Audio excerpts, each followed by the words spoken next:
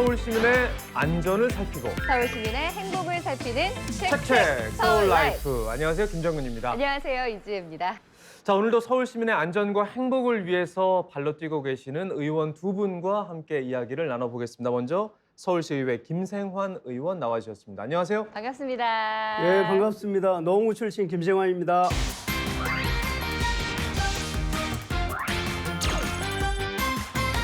자, 그리고 오중석 의원님 네, 나오셨습니다. 안녕하세요.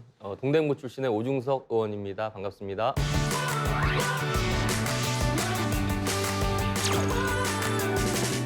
조례 설명 좀 쉽게 해주시는 아주 또 귀한 분들과 함께하겠습니다. 박지훈, 김성수 두 변호사님 오늘도 함께하십니다. 어서 오세요. 안녕하세요. 안녕하세요. 안녕하세요. 아, 내가 이럴 때 의원 되길 참 잘했다 그렇게 느끼는 순간 있으세요? 제가 발의한 조례가 본회의장 통과할 때 보람 느낍니다. 특히나 첨예하게 대립되어 있는 이런 조례들 양측 집단의 문제들을 이게 해소를 시키고 합의를 이루어낸 다음에 통과된 조례 같은 경우는 기쁨이 더 큽니다. 딱 통과될 때 음식의 맛으로 비유하면 뭐 어떤 느낌의 맛인가요? 달콤한? 달콤한. 예, 그런 맛입니다. 제 지역구가 아무래도 경희대, 외대, 시립대가 모여있는 청년들이 많은 지역입니다. 청년 기본조례라든지 뭐 청년 창업지원조례, 청년 일자리조례, 청년 관련된 조례를 많이 제정을 했었는데요.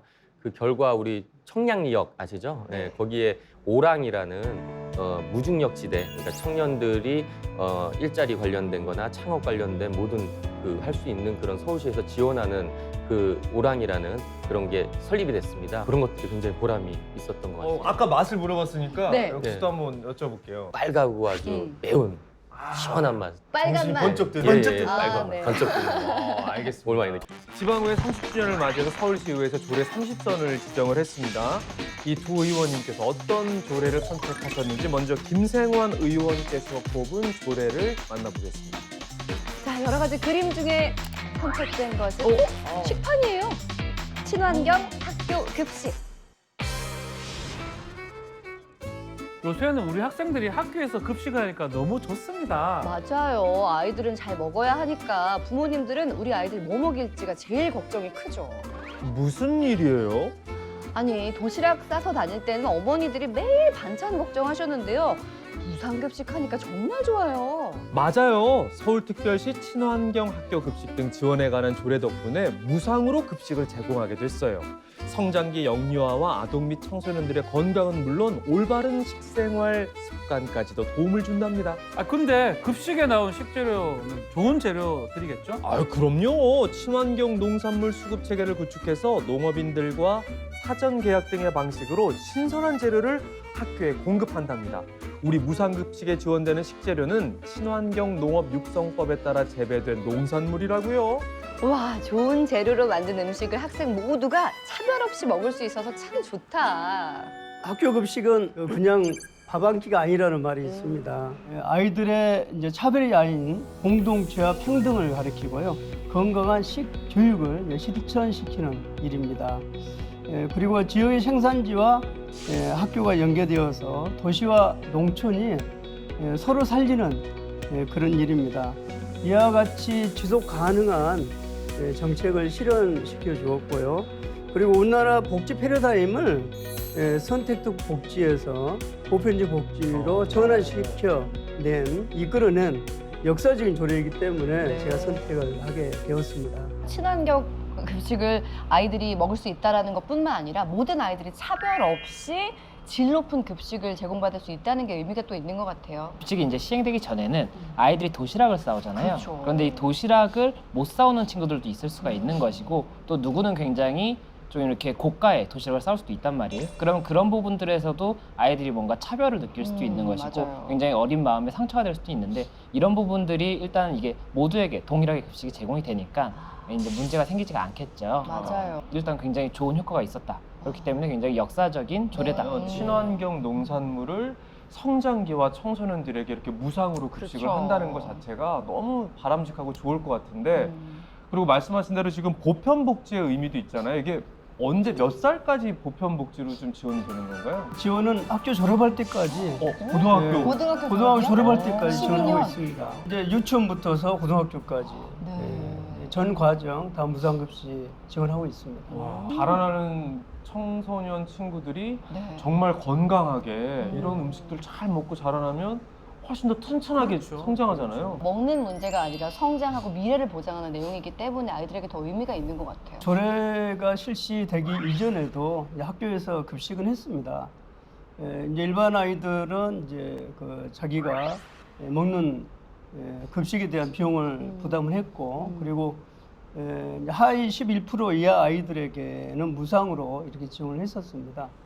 그런데 하위 11%라고 그러면 우리가 이제 사회적으로 어려운 아이들 얘기하는 건데요.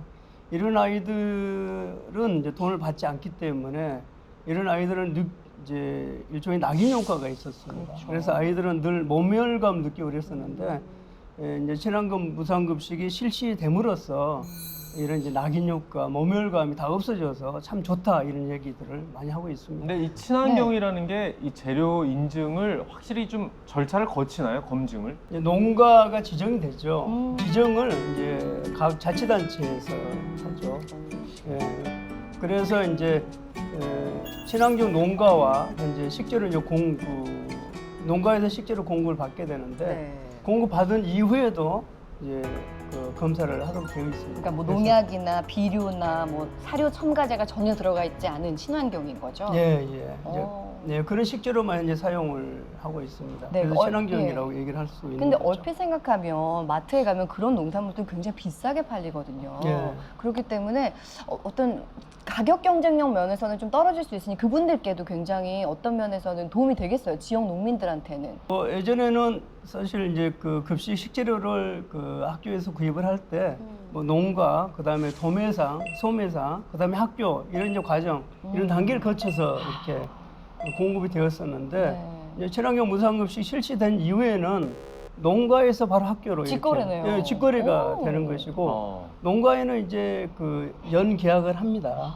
몇 년 동안 공급을 받을 테니까 안정되게 네. 재배를 해서 공급해 주십시오 이렇게 계약을 하기 때문에 농가에도 이제 소득이 보장이 되는 거죠. 인증 기간이 있습니다. 그래서 그 인증 기간에서 인증을 받은 것만 친환경 농산물이라고 인정이 되는 것이고 저희가 지금 사용하고 있는 이 식재자재는 다 이 인증을 받은 것들이기 때문에 굉장히 질이 좋을 수밖에 없는 것이고 다만 이게 화학 뭐 비료라든지 이런 것들을 사용한 이유는 비용을 절감하기 위해서예요.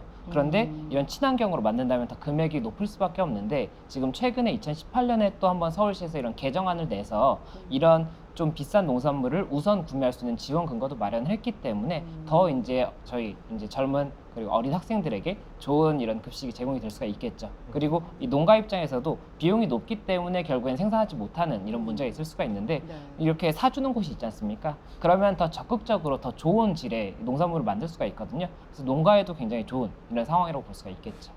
아 근데 우리 의원님께서 정말 아빠 같은 마음으로 함께 하시는 것 같은데 서울시의회 교육위원장을 지내셨고요. 지금도 교육위원회 위원으로 활동하고 계시잖아요. 네. 그래서 뭔가 더 학생들의 복지에 대해서 관심이 좀 많으신가 봐요. 지금 뭐 제 지역구가 노원구인데요. 노원구는 이제 교육특구로 이렇게 지정이 네네. 되어 있습니다. 그래서 교육 이게 수요가 많은 것입니다. 그래서 제가 이제 그 저도 이전에 또 이제 교육 아이를 가르쳤던 경험이 약간 있고 그래서 이 교육위원회 선택을 해서 활동을 하고 있는데요.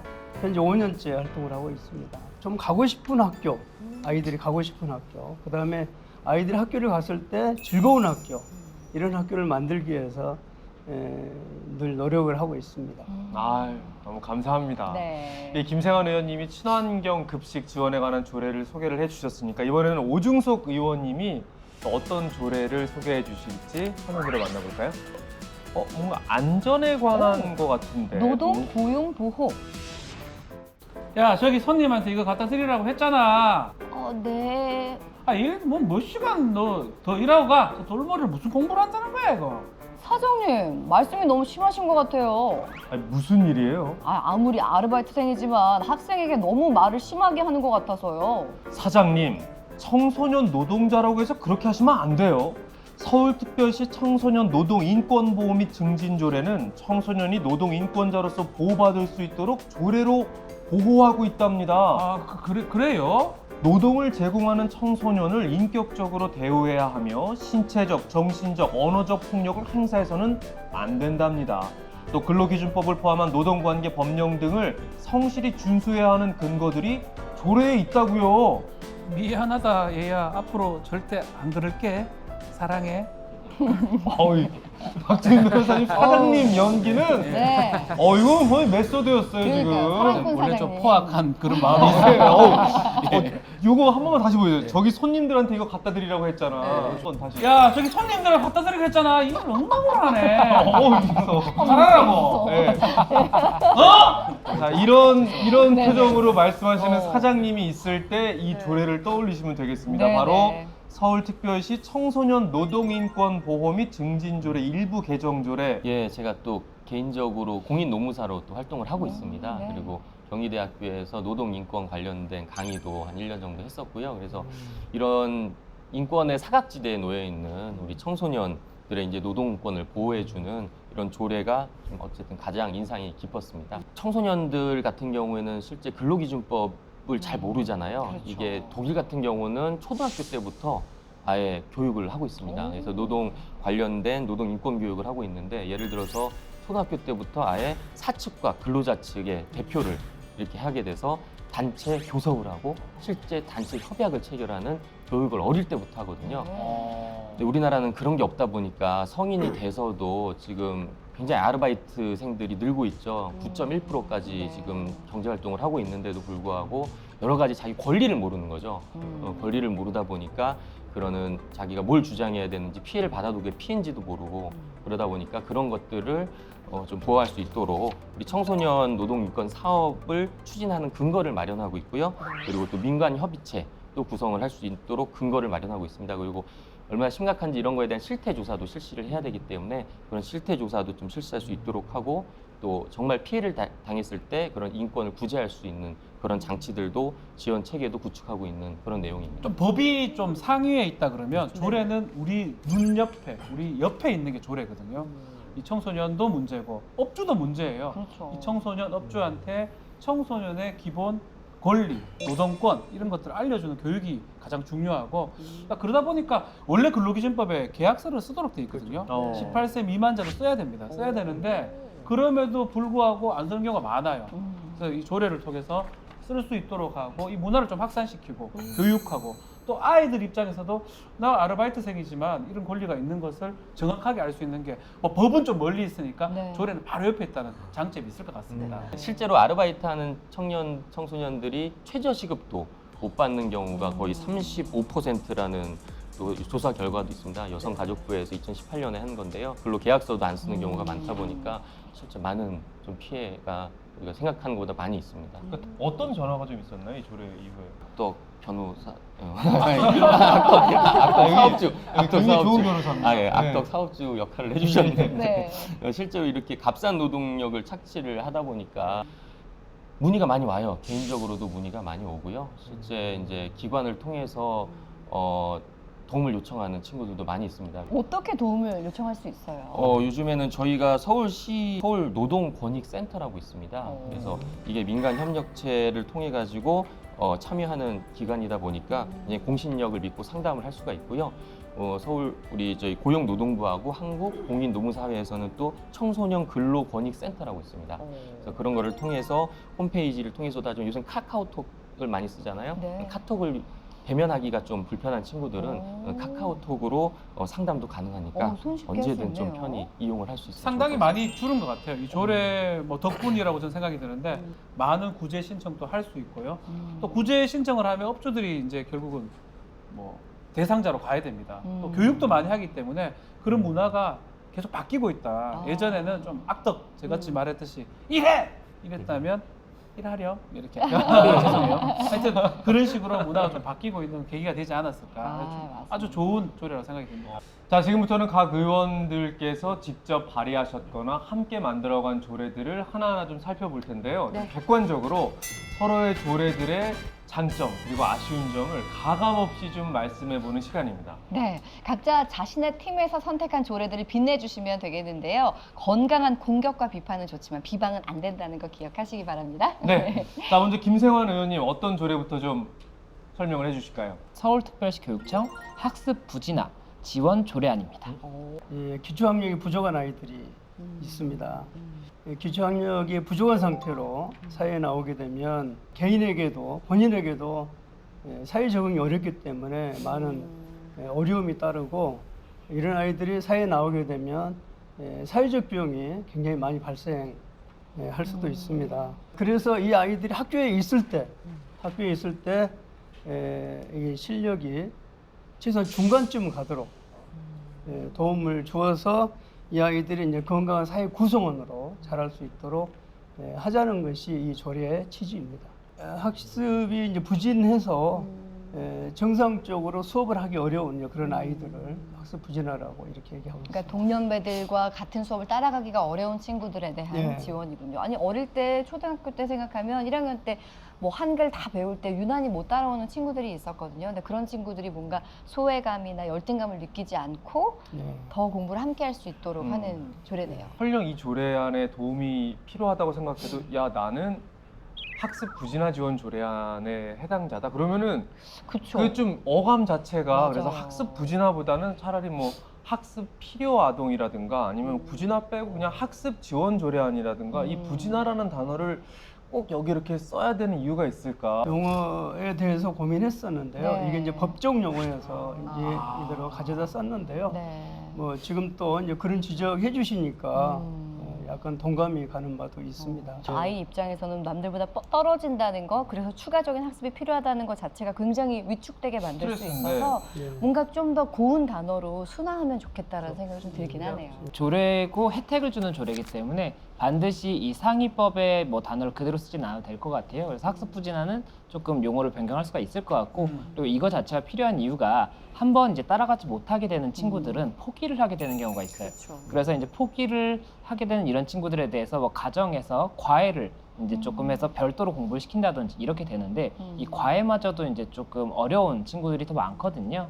그래서 그런 친구들에 대해서 학교에서 이제 따로 조금 학습을 지원을 해서 따라갈 수 있도록 해준다면 이 친구들이 포기를 했던 그런 공부에 대해서도 조금 더 흥미를 가질 수도 있을 것이고 여러 가지로 도움이 되기는 할 겁니다. 그래서 이 부분이 서울시에서 아예 시 차원에서 지원을 하겠다 이렇게 지금 좀 선언을 한 조례라고 볼 수가 있기 때문에 네. 조례 자체의 내용은 굉장히 좋고 다만 말씀하셨던 것처럼 이 단어의 선택에 대해서는 조금 다시 고민을 해보시면 더 좋은 조례가 되지 않을까 생각이 됩니다. 2018년에 우리 이제 서울시 교육청 예산 이와 관련된 예산이 네. 78억이었습니다. 그런데 2021년 금년에는 420억으로 이렇게 규모가 늘어났습니다. 무려 5.4배가 확대될 만큼 이 사업이 강화가 되고 있다는 거 말씀드리고요.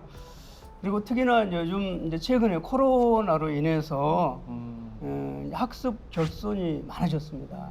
그래서 이제 학력 저하가 더 일어나고 있는데요. 현재 교육청에서는 학교 이제 교실 내에서 도움을 주고, 그다음에 학교 단위에서 도움 주기도 하고, 그다음에 학교 밖에 단위에서 도움을 주는 그렇게 1단계, 2단계, 3단계 나누어서 촘촘하게 현재 지원을 하고 있습니다. 그래서 현재는 협력교사제라고 그래서요. 각 반에 이런 대상자가 있게 되면은 담임 선생님과 협력교사가 협력해서 아이들을 이제 가르치는 그런 방식으로 현재 진행을 하고 있는데요. 현 시기에 아주 적절한, 아주 좋은 그런 이제 조례다. 이런 말씀 드리고 싶습니다. 의미가 있는 게 예산이 이제 확보됐다는 게 그렇죠. 그게 그 저는 가장 좀 비판을 좀 하고 싶어도 그 이름 말고는 굳이 할 말은 별로 없는 것 같아요. 예산 네. 확보는 중요하거든요. 네. 서울특별시 청년 오. 창업 지원 조례입니다. 1호 발의한 법안이죠. 예, 제가 시연 당선되고 가장 먼저 1호로 발의한 조례고요. 네. 저는 제가 이정 활동을 하면서 사회적 약자를 기준으로 많은 이정 활동을 하려고 하는데 청년, 노동자, 청소년 관련된 조례입니다. 그래서 창업 지원 조례 같은 경우는 사실은 제가 직접 그 구현할 때 창업을 해봤습니다. 오. 어떤 창업이요? 친환경 비료 사업이었는데요. 비료? 네, 친환경. 대박 났어요? 대박이 날 뻔했는데 이제 지원을 제대로 못 받아가지고 저도 청년 창업 지원 센터에도 들어가가지고 실제 이제 지원을 받아보고 했는데 여러 가지 그런 경험을 바탕으로 우리 창업이 정말 필요한데 우리나라 같은 경우는 사실은 이런 지원이 많이 약하다 보니까 좋은 인재들이 해외에 좀 많이 유출이 되는 경우가 많이 있습니다. 실제 2016년 기준으로 해서 청년 인구 대비해서 1.7%밖에 저희 청년 창업을 안 하고 있다 보니까 그런 청년 창업해서 성공할 수 있어야 또 우리나라의 일자리 창출도 되고 여러 가지 그런 것들을 지원할 수 있는 근거를 마련하는 청년 창업 지원 조례를 제정안으로 처음으로 발의를 했었습니다. 가장 중요한 거는 네. 지역에 특히 서울에 청년 창업 지원 센터를 만드는 근거가 되는 거거든요. 그래서 거기서 무료 교육도 하고요. 그 교육을 받는 게 사실 쉽게 받을 수 있는 게 가장 큰 조례의 특징이 아닌가. 어쨌든 중앙정부 차원의 그런 지원이 있었는데 서울시 차원의 지원은 없었습니다. 그래서 이걸 근거로 청년 고용 문제를 일부 해소할 수 있는 계기가 됐다고.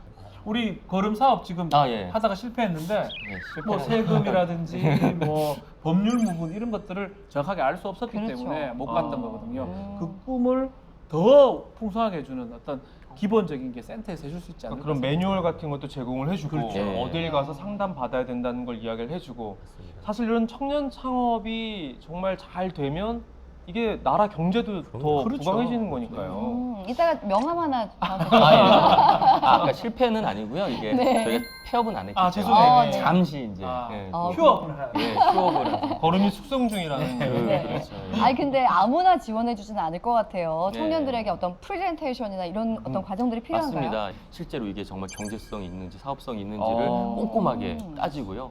경쟁률도 상당히 셉니다. 그렇겠어요. 그래서 거기에 이제 투자할 만한 또 가치가 있고 또 이게 창업한 지 몇 년 됐냐 그것도 중요합니다. 그래서 너무 오래됐거나 그런 경우에는 실제 지원을 받기가 좀 힘들어요. 프리젠테이션도 진짜 중요하고요. 그래서 공부를 많이 하고 준비를 잘해서 시작을 했으면 좋겠습니다. 청년만 꼭 하고 싶은 게 아닐 수가 있어요. 아. 예, 연세가 이제 드신 분들도 나 이거 한번 창업해봐야지. 그렇죠. 평생의 꿈일 수도 있고. 아니 우리 김세환 의원님도 뭐 창업하고 싶은 마음 생각 안 해보셨어요?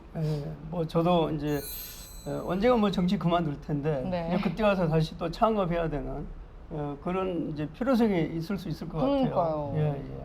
창업보다는 대부분은 이제 은퇴한 이후에 이제 취업을 재취업. 지원해주는 중장년 이후에는 취업을 좀 지원해주는 프로그램이 좀 예산도 많이 있고요. 네. 창업도 물론 하지만 우리 청년들은 아무래도 약자잖아요. 아직은 사회적 약자다 보니까 좀 더 지원을 많이 해주는 것 같습니다. 이번에 저희가 소개해드릴 조례안은 서울특별시 수화통역센터 설치 및 운영에 관한 조례안입니다. 정치를 하면서요 이제 사회적으로 이제 소외되어 있는 분들을 먼저 챙겨 드려야 한다 이런 소신을 가지고 정치 활동을 하고 있습니다.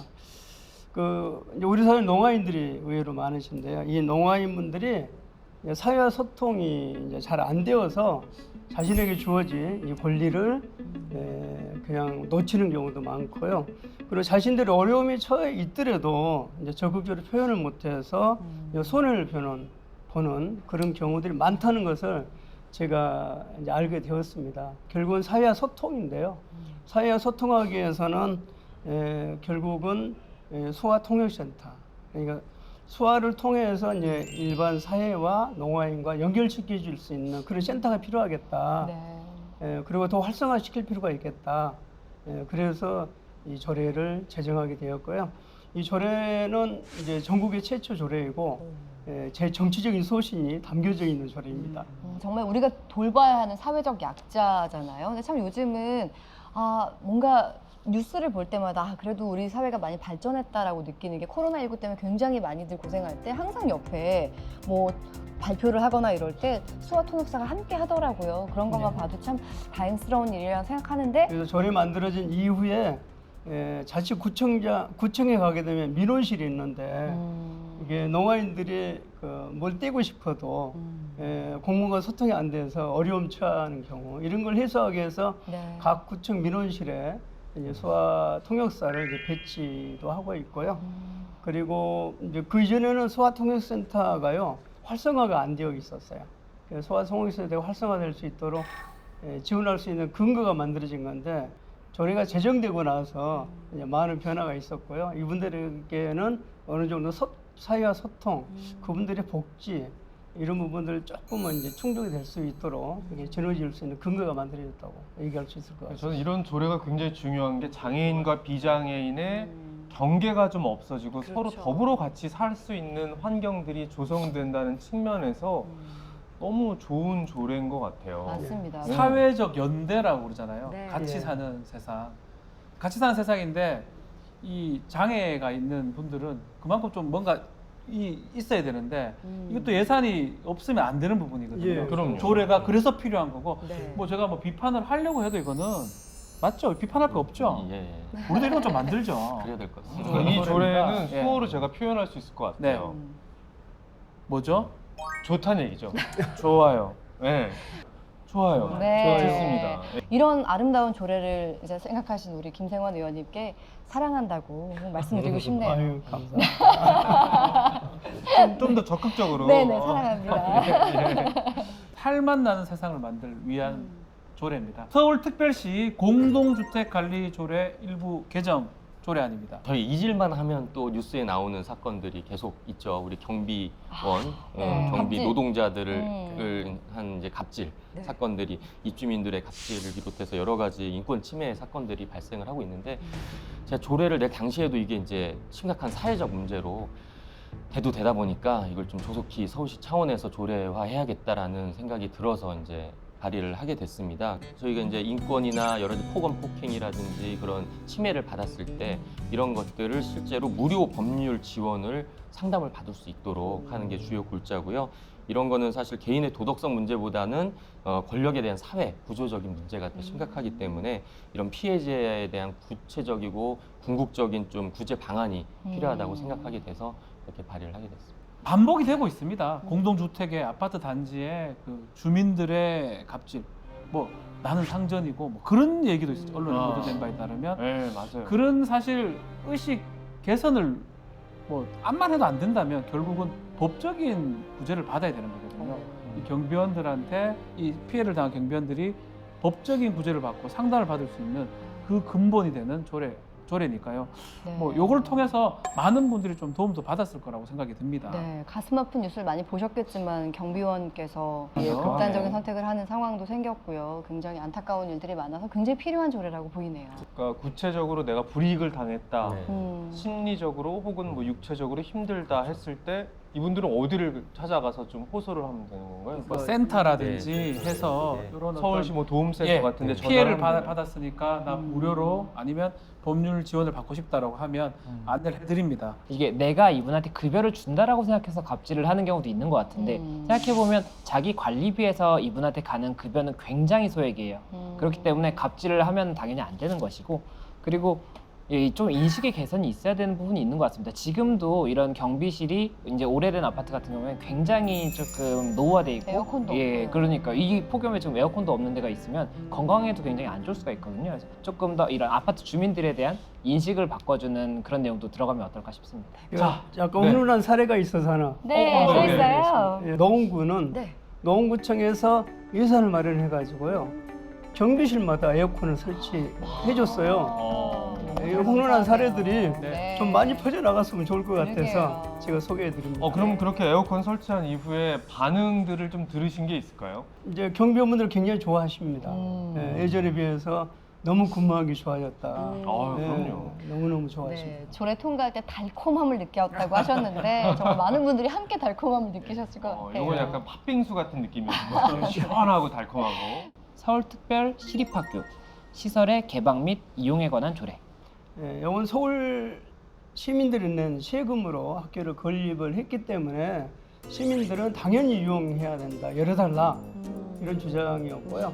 학교 측에서는 만약 개방하게 되면은 학교 시설 관리도 어렵고 네. 그리고 아이들의 안전에도 문제가 있을 것 같기 때문에 함부로 개방을 못 해준다 이런 주장들이었습니다. 논란들 이런 갈등들을 해소하고자 이제 조례를 제정하게 된 것입니다. 6번의 토론회 간담회를 했습니다. 간담회 할 때마다요 양측에 다 나오셔서 아주 강력하게 주장들을 하시고 심지어 뭐 토론회가 진행이 안 될 만큼 이제 그런 상황이 돼버린 적도 있고 그랬었는데요. 여러 번 이렇게 만나면서 서로 이제 합의를 해냈습니다. 합의내서 학교에서는 학교에 수업이 지장이 없는 범위 내에서 학교 시설을 개방하는 걸로. 그리고 학교 시설을 개방하게 되면 여러 가지 약간 어려움이 있다고 그랬었는데 이 어려움 해소하기 위해서 인센티브 예산을 만들어가지고 지원해 주는 걸로 그렇게 했습니다.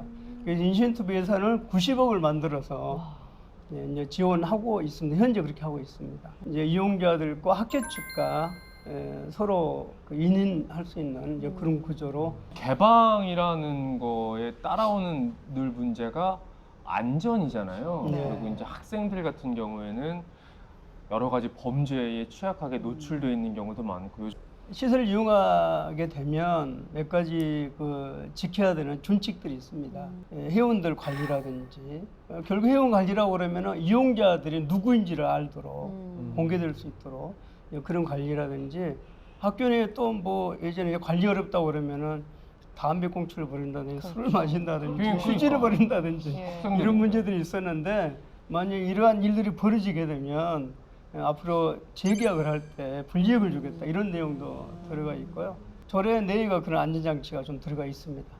이 조례 불명이 이제 명시되어 있는 게 학업에 지장이 없는 범위 내에서라고 되어 있어서 아이들이 모든 아이들이 학교 내에서 학교 이후에 개방을 합니다. 그러니까 공휴일 아니면 학교 저녁 이후에. 학교 예, 이후에.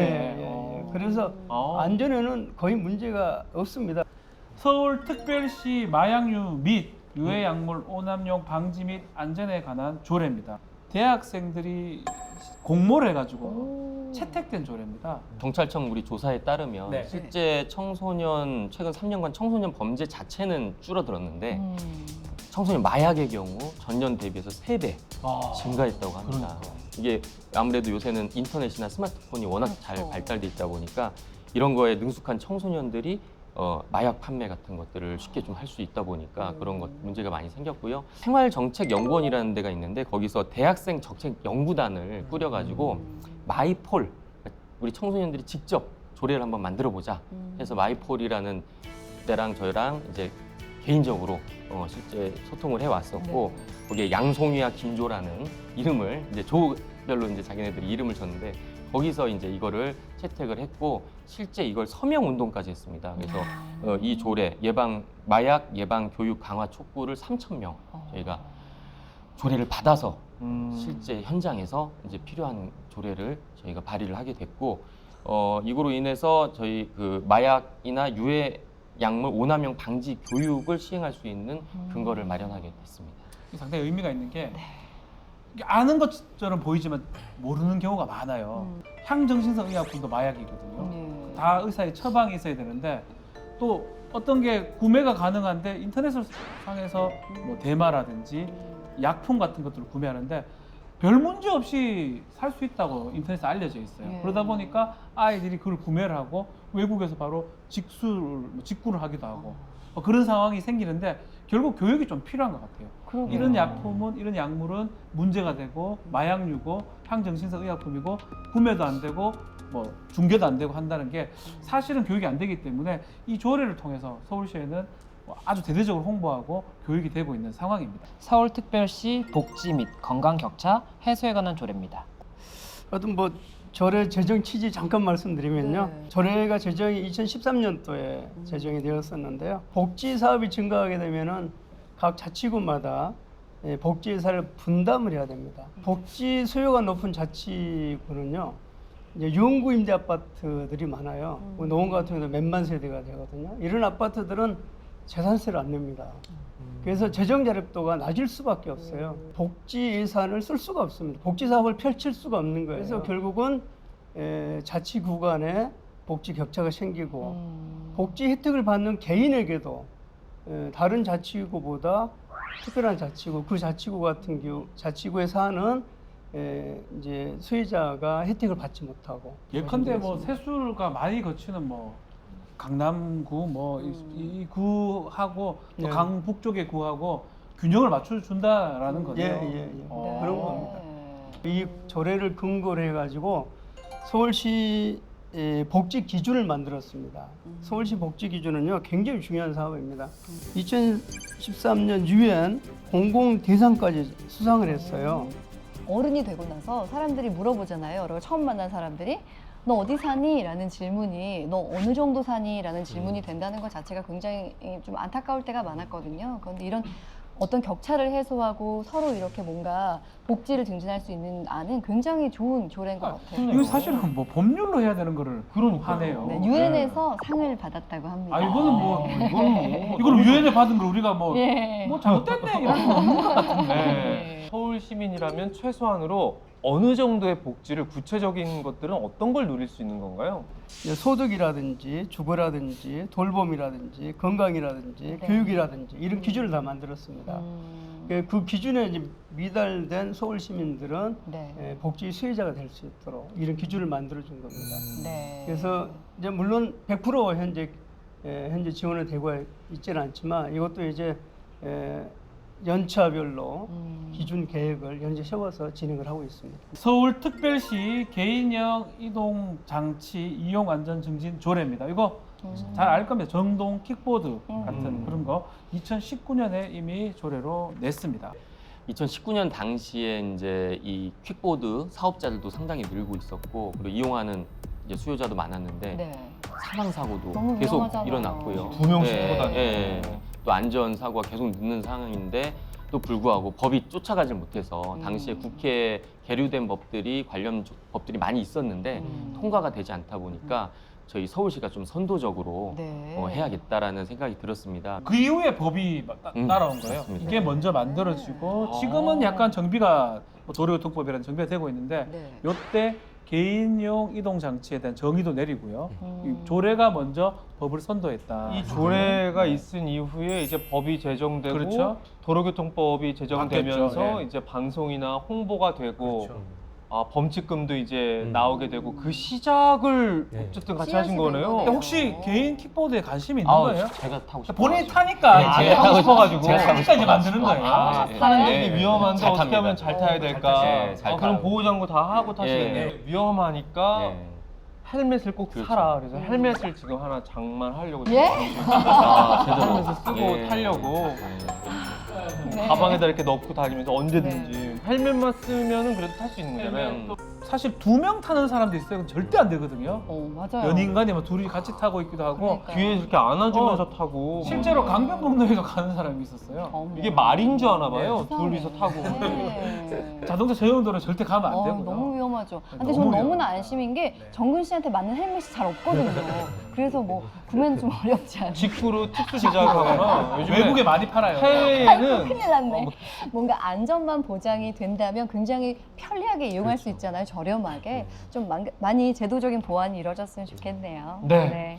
자, 오늘 이렇게 두 의원님이 함께 하신 조례들을 좀 살펴보니까 역시 서울 시민의 안전과 행복을 위해 많은 노력을 하고 계시구나라는 생각이 들었는데 자, 이제 두 의원님의 의정 활동 간단하게 한마디씩 좀 들어보겠습니다. 홍릉을 중심으로 홍릉 일대 바이오 의료 산업을 중심지로 하기 위한 홍릉 일대 도시재생 뉴딜 사업이 저희 지역에서 시행이 되고 있습니다. 이게 5천억 이상이 들어가는 대규모 사업이고요. 사업 기간은 5년이 넘고 실제 이런 청년 창업 공간 마련 그리고 경희대 주변의 캠퍼스 문화 특화 거리 조성 사업까지 청년들이 정말 좀 많이 모일 수 있는 그런 사업들이 시행이 되고 있고 가장 이쪽이 기대가 큽니다. 그만큼 일자리 창출 효과도 많을 거고요. 이 주변 일대로 지금 신임 역사도 신축이 돼야 되고요. 그리고 문화복합센터도 들어올 예정이고요. 그리고 또 청년주택, 주차장 건설 이런 것들이 연계되기 위해서는 시민역 고가가 빨리 지하화돼서 여러 가지 이제 사업을 해야 되는데 현재 우리 서울시에서는 예산을 따서 용역을 진행을 하고 있고요. 지금 올해 안에 용역이 끝나는 대로 바로 이제 신임역 역사의 고가를 지하화하는 거를 진행을 해서 우리 이문동 발전에 크게 기여할 걸로 기대하고 있습니다. 16년 만에 동부 간선도로가 확장 공사가 끝났습니다. 끝났는데 이전보다 더 막힌다고 주민들이 민원들이 굉장히 많습니다. 그래서 다시 한번 더 촘촘하게 좀 파악을 해보고 점검해서 개선하는 데 힘쓰겠다는 말씀 드립니다. 국제 구역의 수영장과 그 다이빙장이 설치가 됩니다. 수영장과 다이빙장은 학생들의 생존 수영을 할 수 있게 되고 인근 주민들 생활체육도 할 수 있게 될 것입니다. 다목적 체육관도 건립이 됩니다. 다목적 체육관은 우리 학교 내 구성원들, 선생님들이나 아이들이나 학부모님들까지 모두 들어가서 다양한 운동을 할 수 있는 그런 규모의 체육관이 지어지는 것입니다. 살기 좋은 노원을 만들기 위해서 더 뛰겠습니다. 네, 고맙습니다. 손이 안 닿는 곳이 없을 만큼 정말 열심히 활동하고 계시다는 생각이 들었습니다. 든든하네요. 두 분이 보이지 않는 곳에서 또 보이는 곳에서 열심히 발로 뛰고 또 마음으로 애쓰시기 때문에 서울이 더 살기 좋은 곳이 되는 것이 아닌가라는 좀 든든한 마음이 오늘 들었습니다. 이제 서울 시민들의 작은 목소리까지 듣는 서울시 의원이 되도록 더 열심히 하겠습니다. 코로나19가 지금 장기화되면서 서민들의 삶이 계속 더 어려워지고 있는데요. 우리 서민들을 위한 정책을 더 열심히 할 수 있도록 더 노력하겠습니다. 자, 김세환 의원님, 오중석 의원님, 그리고 박지훈 변호사님, 김성수 변호사님 정말 수고 많으셨습니다. 서울 시민에게 건강을 더하고 서울 시민에게 행복을 더하는 책책 서울 라이프. 저희는 다음 시간에 인사드리겠습니다. 고맙습니다. 고맙습니다. 수고하셨습니다. 아유, 수고하셨습니다. 감사합니다.